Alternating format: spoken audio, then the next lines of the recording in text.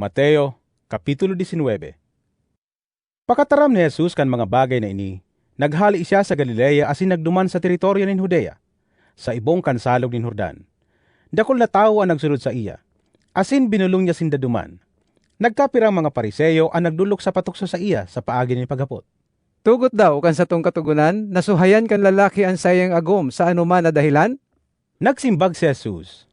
Dahil nindo nabasa sa kasuratan na ang naglalang sa inda, sa kapinunan, naglalang sa indang lalaki asin babae? Ang Diyos nagsabi, huli ka ini, babayaan kan lalaki an sa iyang ama asin ina. Dangan masaro sa agom niya asin sindang duwa magigin saro. Kaya sindabako ng duwa kundi saro sana. Kunsiring, dahil dapat pagsuhayunin tao ang pinagsaro nin Diyos. Naghapot ang mga Pariseo.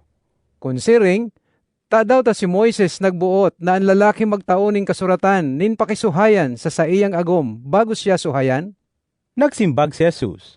Huli ta matagas ang payo nindo, kaya tinugutan kamo ni Moises na magsuhay sa saindong agom.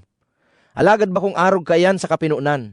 Sinasabihan ko kamo, ang lalaking magsuhay sa sayang agom na daiman nagpasambay, dangan uminagom nin iba, nagkakasala nin adulteryo. Ano minagom sa babaeng sinuhayan, nagkakasala man nin adulteryo. Nagsabi sa iya ang mga disipulo. Kung iyo man sa naini ang mangyayari sa mag-agom, marahay palugod na day mag-agom. Nagsimbag si Jesus. Bakong gabos makakaako kang katukduan na ini, kundi ang mga tinauan sana kaiyan nin Diyos. Manlain-lain ang dahilan kung daw ta may mga lalaking dai nag-aagom. An iba, huli ta namundag na dai na sa isip ang pag-agom. An iba, huli ta ginibo sindang arog kaiyan kan kapwa tawo. An iba man, dai nag-aagom dahil kang kahadian nin langit. Akoon ini kan makakaako. May nagkapirang nagdaranin mga akit ni Jesus, tanganing bendisyonan niya asin ipamibig. Sinaway kan mga disipulo ang nagdarara. Alagad, nagsabi si Jesus. Pabayain nindong magdulok sa kuan mga aki. Dahil nindo sinda pag-ulangon, huli ta para sa mga arog sa indaan kahadian nin langit. Binindisyonan niya ang mga aki, dangan huminali siya. Igwanin sarong lalaki na nagduman kay Jesus asin naghapot. Maestro, anong marahay na gibo ang dapat kong gibuhon tanganing makamtan ko ang buhay na daing katapusan? Nagsimbag si Jesus. Daw ta naghahapot ka sako kung ano an marahay. Saro sanaan marahay, an Diyos. Kung buot mong magkamit in buhay, utuba ang mga tugon. Anong mga tugon? Anhapot kan hoben. Nagsimbag si Jesus. Day ka maggadan, day ka magdurog sa bako mong agom, day ka maghabon, day ka magsaksinin putik.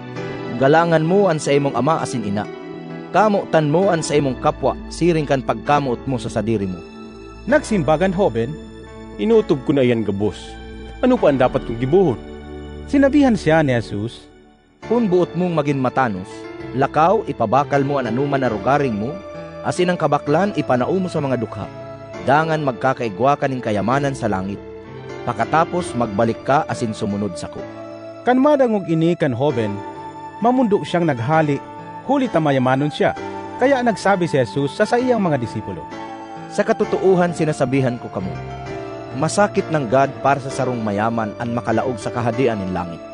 Sinasabihan ko kamo, mas pasil pa sa sarong kamilyo na makaagi sa labot nin dagom kisa sarong mayaman na makalaog sa kahadian nin Diyos. Napangalas nin marahay ang mga disipulo pagkadangog kaini, kaya hinapot ninda siya. Kunsiring, sisa yung makakaligtas. Hiniling sinda ni Jesus asin sinabihan. Imposible ini para sa tao, alagad ang gabos posible sa Diyos. Dangan sinabihan ni Pedro si Jesus. Hilinga, binayaan mi ang gabos asin nagsunod kami sa imo. Ano ang mapapasamuya? Nagsimbag si Jesus. Sa katutuuhan sinasabihan ko kamo, sa bagong kinaban, kunan aki nin tao magtukaw na sa iyang mamurawayo na trono. Kamu na mga disipulo ko matukaw man sa dusing trono, sa paghukom kan dusing tribo nin Israel.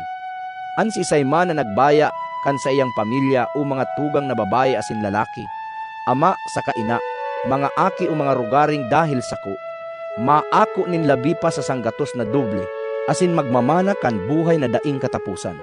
Alagad ang dakul na naiinot, mahuhuri. Ang dakul na nahuhuri, maiinot.